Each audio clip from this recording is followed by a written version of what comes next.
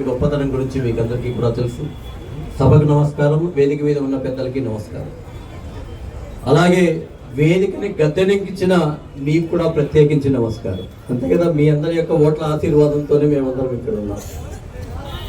అయితే పెద్దలు చెప్పారు చాలామంది పథకాన్ని సద్వినియోగం చేసుకోవాలని. దీని విషయంలో ఒకటే, ఏ పథకం ఇచ్చినా కూడా మన నాయకులు ఎప్పుడూ ఏం చెప్తారంటే మా జేబుల్లో, అంటే మిగతా నాయకులంతా వాళ్ళ సొంత ఆస్తి ఇచ్చినట్లయితే చెప్పారేమో కానీ అటు బీజేపీ కానీ చంద్రబాబు నాయుడు గారు కానీ పవన్ కళ్యాణ్ గారు కానీ ఒకటే మాట చెప్తుంటారు, ఇది ప్రజల పన్నుల ఆస్తి, ఆ పన్నుల్ని సక్రమంగా ఖర్చు పెట్టి ప్రజలకు సంక్షేమం ఇచ్చి వాళ్ళని అభివృద్ధిలోకి తీసుకురావడం మాత్రమే మా లక్ష్యమని చెప్పేటువంటి యొక్క నీతివంతమైన వాక్యాలు చెప్పేటువంటిది ఒక్క కూటమి పార్టీకి తప్ప ఇంకొకటి కాదు అనేటువంటి విషయాన్ని గుర్తుంచుకోవాలి. మనం అందరము చూసాం గతంలో పేర్లు, వాళ్ళ సొంత పేర్లు పెట్టుకున్నారు, వాళ్ళ సొంత ఆస్తి అది కాదు కదా. మనం కట్టేటువంటి యొక్క పన్నులు, ఒకే విషయం చెప్పి నేను ముగిస్తాను. ఈరోజు మనం కట్టేటువంటి యొక్క పన్నులని గతంలో చూస్తే అప్పట్లో ఉండేటువంటి యొక్క ఎమ్మెల్యేలు కానీ అధికారులు కానీ లేకపోతే మధ్య వ్యాపారస్తులు కానీ దళారీలు కానీ దోచుకునేటువంటి వాళ్ళు ఒక వేబిల్లు తీసుకొని 5 వేబిల్లు మొత్తం వెళ్ళేవాళ్ళు, డబ్బులంతా వాళ్ళకు వెళ్ళేది, అదే అవినీతి ధనం అయ్యేది. మన యొక్క ప్రభుత్వాలు వచ్చిన తర్వాత మోడీ గారు ఆ రోజుల్లోనే GST ప్రవేశపెట్టి చేసిండేటువంటి సంస్కరణ కారణంగా మన పన్నుల డబ్బులు మన కష్టార్జితం మన ఖజానాలోకి, ప్రజా ఖజానాలోకి వస్తుంది. కాబట్టి 2014లో కేవలం 13 లక్షల కోట్లు మాత్రమే ఉండే దేశ బడ్జెట్ ఈ రోజు 52 లక్షల కోట్లకి.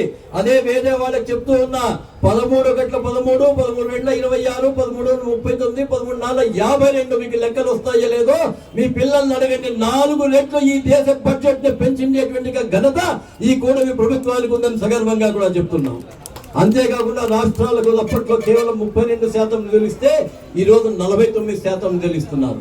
వాటిని గతం ప్రభుత్వం అంతా కూడా సొంతానికి ఉపయోగపెడితే ఈ రోజు ఉండేటువంటి చంద్రబాబు నాయుడు గారి ప్రభుత్వం ఆయనకున్న సమర్థత ఆ డబ్బుని సక్రమంగా వచ్చిండేటువంటి పైసాకు ఇంకా పైసా అదనంగా చేర్చి ఇవ్వాల్సి ఇక్కడ ఉండేటువంటి ప్రజలకు ఇవ్వాలనేటువంటి ఆలోచన కారణంగానే సూపర్ 6 అవతల వాళ్ళు అనుకున్నట్లుగా ఫెయిల్యూర్ కాలేదు, సూపర్ 6 సూపర్ హిట్ అయింది అనేటువంటి విషయాన్ని గుర్తు చేస్తూ మనం పనిచేసేటువంటి ప్రధాని ఉన్నారు, పనిచేసేటువంటి ముఖ్యమంత్రి ఉన్నారు, ఇక్కడ పనిచేసేటువంటి ఎమ్మెల్యే గారు కూడా ఉన్నారు. ఈ మధ్యనే 2 ఎమ్మెల్యే గారు 2 మీటింగ్స్ తీసుకున్నారు. టౌన్ మొత్తం అండర్ గ్రౌండ్ అనేది సహా తిరువీధులు మొత్తం అంతా ఒక 40 అడుగుల వెడల్పుతో పూరి జగన్నాథ్ లో రథోత్సవం ఏ విధంగా జరుగుతుందో ఆ విధంగా జరగాలనేటువంటి ఆలోచనతో చాలా పెద్ద ఎత్తున ఒక కార్యక్రమాన్ని కోసం వాళ్ళు చేస్తూ ఉన్నారు. అలాగే దేవస్థానంలో కూడా ప్రసాద్ పథకం కింద తీసుకొని రావడానికి వాళ్ళు పూర్తిగా కృషి చేస్తున్నారు. నేను ఎప్పుడు ఒకటే చెప్తాను, ఇనుము వేడిగా ఉన్నప్పుడే దాన్ని ఉంచుకోవాలి. పనిచేసే నాయకులు ఉన్నప్పుడే మనం పనిచేసే నాయకులకు పూర్తి స్థాయిలో మద్దతు ఇచ్చి ఆ మద్దతు ద్వారా ఆయన గౌరవాన్ని పెంచి దాని ద్వారా మనం ఫలితాలు రాబట్టుకోవాలని చెప్పేసి తెలియజేస్తూ సెలవు తీసుకుంటున్నాను. భారత్ మాతాకి.